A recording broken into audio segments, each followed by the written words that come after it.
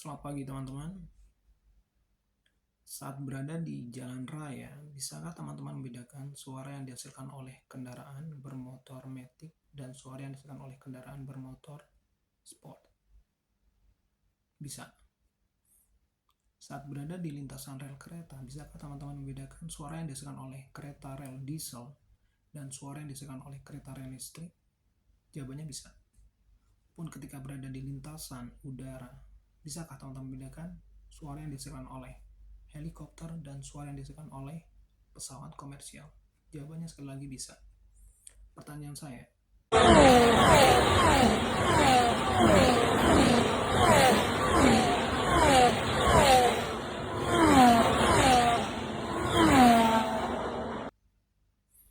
ketika teman-teman sedang duduk di tribun penonton ajang balap jet darat Formula 1, bisakah teman-teman membedakan suara yang dihasilkan oleh pabrikan Ferrari dan suara yang dihasilkan oleh pabrikan McLaren? Tentu dengan menyampingkan penampilan luar kendaraan, jawabannya adalah mungkin bisa atau tidak bisa. Dan rahasianya adalah FIA atau FAI sebagai asosiasi penyelenggara balapan jet darat ini telah menetapkan regulasi. Regulasinya adalah setiap pabrikan yang menjadi partisipan di ajang balap jet darat ini wajib menggunakan mesin yang sama.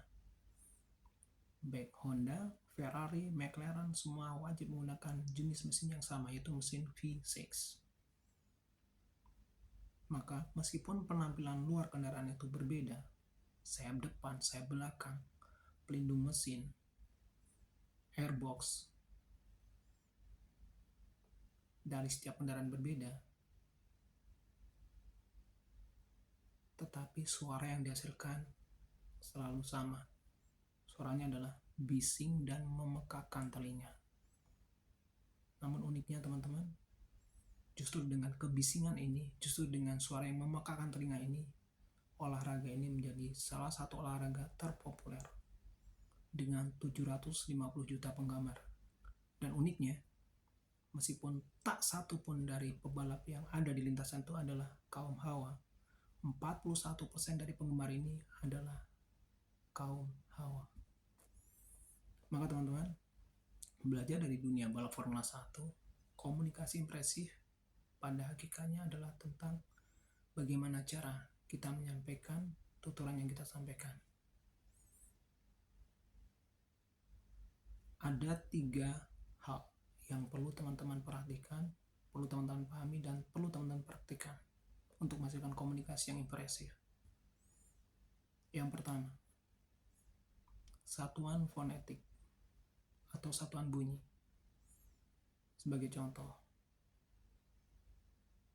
jika di dalam bahasa Indonesia huruf C seyogianya dilafalkan C, maka ucapkan dengan C, bukan C. Maka ketika teman-teman mengucapkan kecap A, B, C, maka nilai impresinya menjadi rendah. Seyogianya adalah kecap A, B, C. Kedua, satuan morfemik atau satuan kata.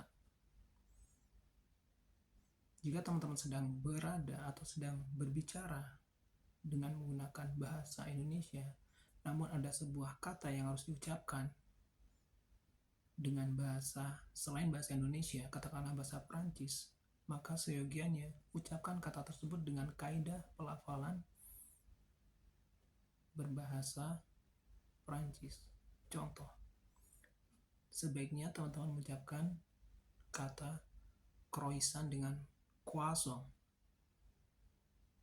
dan bukan croissant, meskipun dua-duanya terterima. Ketiga, satuan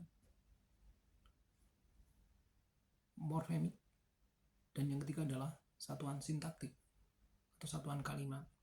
Ini berkaitan dengan pilihan kata yang kita gunakan, kata yang akan kita tempatkan, atau sebaliknya kata yang akan kita hilangkan.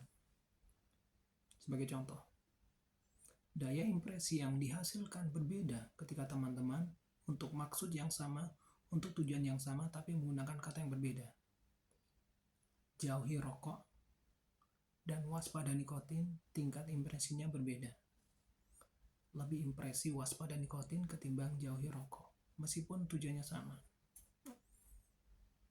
Maka teman-teman, berbicara tentang komunikasi yang brilian, komunikasi yang impresif, bukan tentang latar belakang pendidikan yang Anda miliki, bukan tentang status sosial yang sekarang Anda raih atau Anda dapatkan, tetapi tentang ketaatan pada kaidah ketatabahasaan dari bahasa yang sedang Anda gunakan. Dan dalam tataran tertinggi berkaitan dengan kebenaran dari apa yang Anda sampaikan. Semoga bermanfaat. Be Sparta. Didn't even know I wasted it all just to watch